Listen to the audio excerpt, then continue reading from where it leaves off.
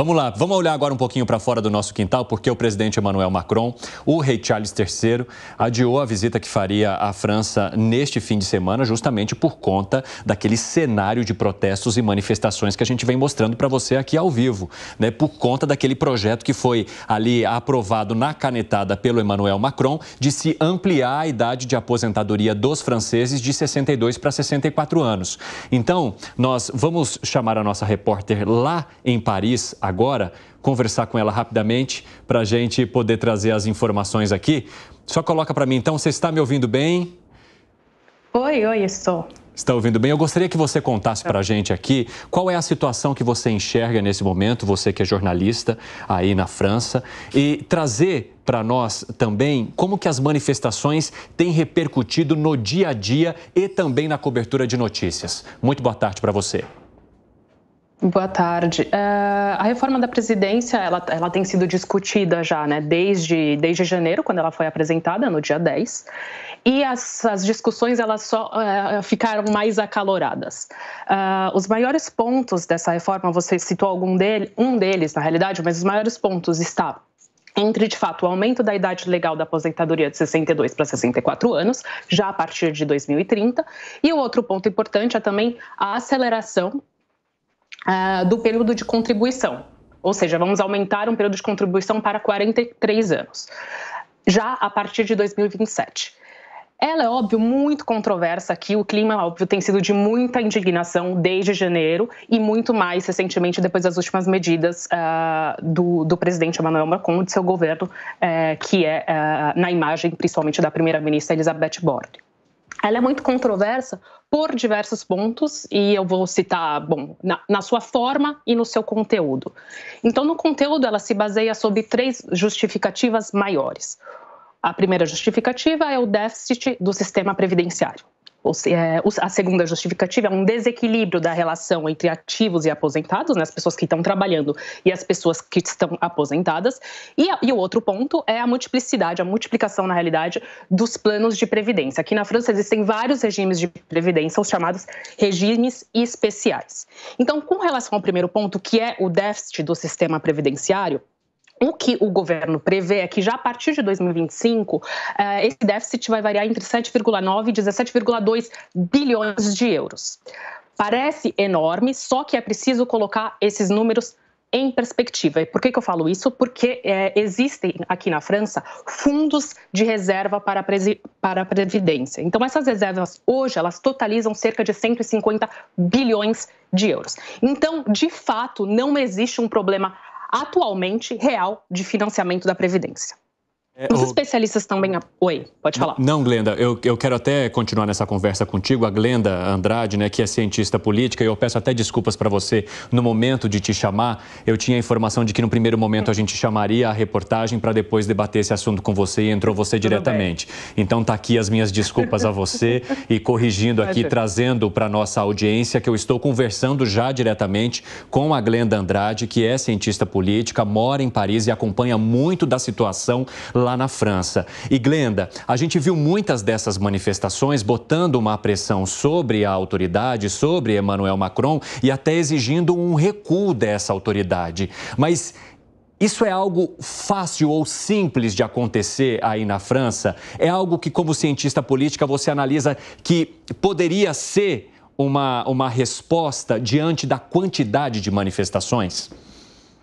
Enfim, eu vou apresentar um pouco o contexto. A reforma foi apresentada no dia 10.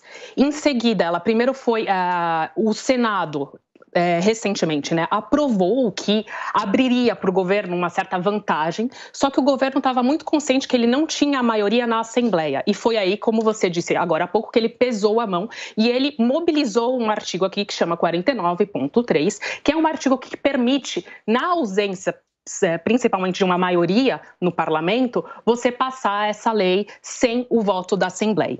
Isso aqui não é a primeira vez que o governo do Macron, na figura principalmente da primeira-ministra Elisabeth Borne, ele mobiliza esse artigo. Já é a 11ª vez que eles mobilizaram esse artigo recentemente, assim, para passar uma série de reformas. Só que, além de ser mal visto, porque existe uma questão principalmente da discussão democrática, porque, enfim, ele é visto como um uso excessivo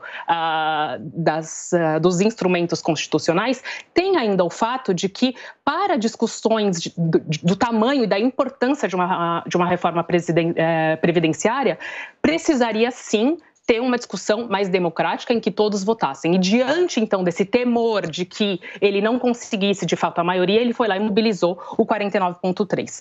A realidade é que a mobilização do 49.3 no dia 16, né, na quinta-feira, não ontem, na quinta-feira passada, isso acelerou e ainda fez com que as pessoas se mobilizassem mais, porque aí gerou-se um clima de indignação total, porque as mobilizações, existem as mobilizações gerais, que são relativamente enquadradas, né, por sindicatos aqui, e as mobilizações que eles estão chamando de mobilizações espontâneas. Desde o uso, né, do 49.3, as mobilizações ditas espontâneas, elas estão eclodindo a todo momento em diversas cidades, em diversos pontos, principalmente aqui em Paris. As greves, elas estão sendo semanalmente reconduzidas para a próxima semana. Por exemplo, os trabalhadores que estão na coleta de lixo reconduziram com a greve, refinarias, professores e estudantes. Então, tem um movimento social muito grande se formando e que ganhou em força depois da mobilização do 49.3. Como o 49.3 é muito mal visto, existem também mecanismos constitucionais que permitem, então, tentar recalcular essa rota aí. Porque a partir do momento em que a lei foi aprovada pelo Senado, em seguida, na Assembleia, mobilizou-se o 49.3, concretamente ela foi aprovada. Só que ainda existem saídas aqui, né, para responder a sua questão, ainda existem saídas para que essa lei não seja aprovada realmente. Então, a primeira saída é se dirigir ao Conselho Constitucional. O Conselho Constitucional ele pode validar ou censurar uma lei. Ele já tinha sido mobilizado na última reforma previdenciária em 2010 e, na época, ele optou por validar, então, a reforma previdenciária da época. Só que, dessa vez, existe um ponto importante que pode pesar contra o governo do Emmanuel Macron, que é exatamente a mobilização do 49.3, visto como uso da força, visto como não democrático. Então, o Conselho Constitucional pode sim se pronunciar contra essa lei. Isso, no entanto, não vai ser do dia para a noite. A partir do momento que eles recebem os pedidos, eles vão avaliar o número de assinaturas, são necessárias 60 assinaturas, enfim, uma série de regulamentações com relação ao pedido, né, a solicitação para o Conselho Constitucional, e o Conselho Constitucional tem, então, 60 dias para validar ou não. Glenda Andrade, que é jornalista, cientista política... Oi? A apresentação de um referendo. Oi. Não, Oi. Pode concluir, Pode Glenda, que cortou sua fala, eu achei que você tinha concluído. Pode terminar.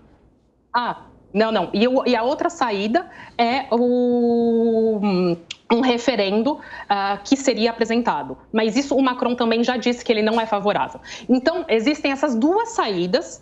A mais provável é a avaliação do Conselho Constitucional, só que o Conselho Constitucional ainda vai ter um mês aí para avaliar um pouco mais, né?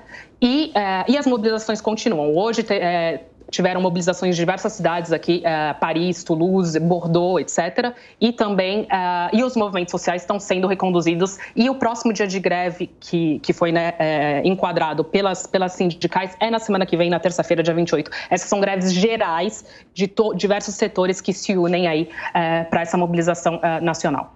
Glenda Andrade, que é cientista política, jornalista e nos trouxe esse panorama da situação ali na França. Eu agradeço muito a tua participação. Vou aproveitar para jogar muito do que você trouxe para a gente agora rapidamente aqui no nosso debate e quero dizer que o espaço está sempre aberto para você trazer a sua análise e também trazer essa situação que está vivenciando a população francesa diante desse momento por aí.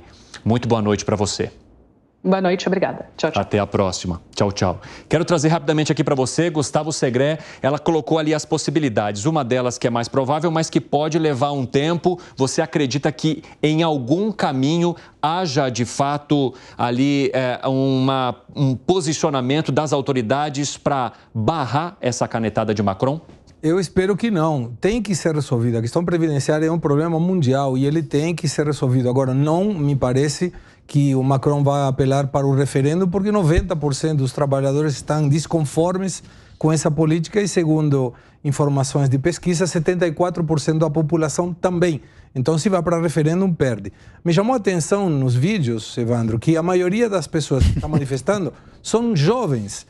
Não são as pessoas que dizem, faltava um ano para me aposentar, então vou criticar agora, vou manifestar a minha crítica porque vou ter que trabalhar mais 2 anos. Não, é gente que talvez nem começou a trabalhar, mas ele está manifestando contra. Então é curioso isso, me chamou. Já está preocupado com a aposentadoria. Não, ele está preocupado com trabalhar, me parece.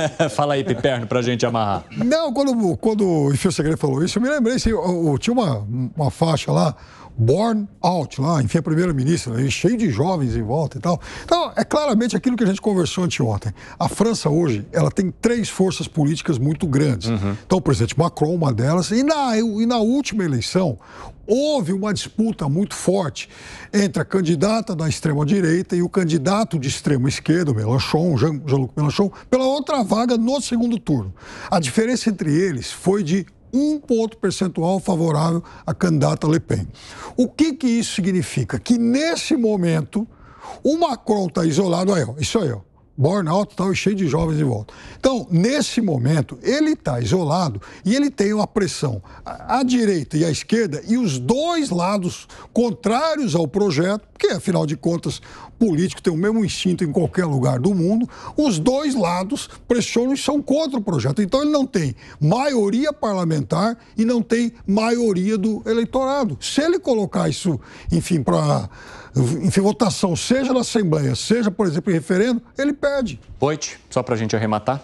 Olha, gente, é isso que dá um governo que fica, talvez, empurrando com a barriga um problema, que vai virando uma bola de neve. Agora a população não aceita e não tem o que fazer, não tem dinheiro. Tô com o Segré. Uma vergonha essa molecada levantando esse monte de placa. Eu apoio, gente, incentivo o jovem a participar da política, mas esses nem aposentadoria recebem, nem contribuir. Vão trabalhar, gente. Dá uma enxada na mão de cada um e vão trabalhar. Não tem o que fazer. Isso que dá empurrar com a barriga e não enfrentar o problema de frente. Virou uma bola de neve, o governo não tem dinheiro, gente, e a Previdência está quebrada. Rapaz, eu não queria estar na pele do Macron nesse momento.